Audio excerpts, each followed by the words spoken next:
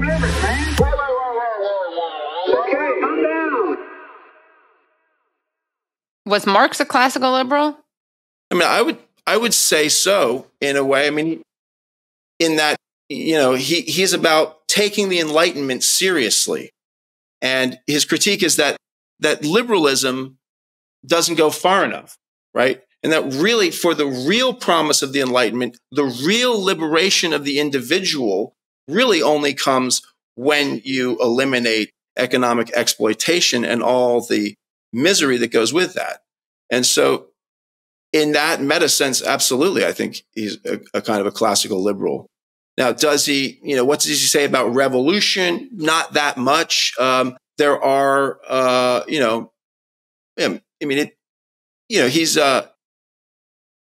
are times when he indicates that there's got to be some sort of violence, inevitably, probably in a socialist revolution. But there is a speech he gave in 1875 to the Dutch branch of the International Working Men's Association. And I think it might have been in response to a question or something.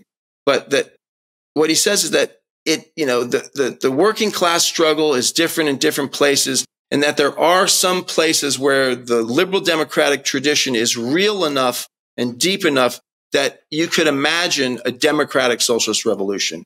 And so that might be true. He's like, in the UK and possibly here in Holland, I could see that happening, right?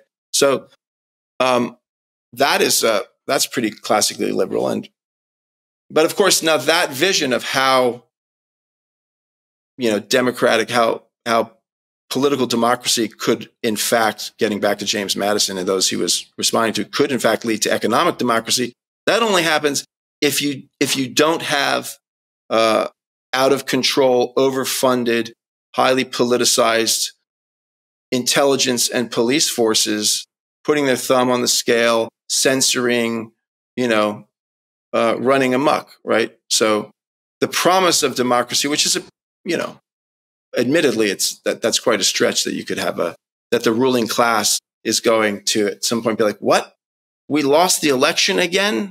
Really? This time you're taking my son, you're taking 3 of my 5 houses, and you're taking a 51% ownership stake in all of my companies? Oh, well, that's generally not how they do it. They're like, okay, yeah, we'll see about that. I know a guy in an agency who knows a guy who knows people on the street, and we'll straighten you leftists out. So that's why revolutionary struggles often turn violent, is because the ruling class isn't going to go quietly.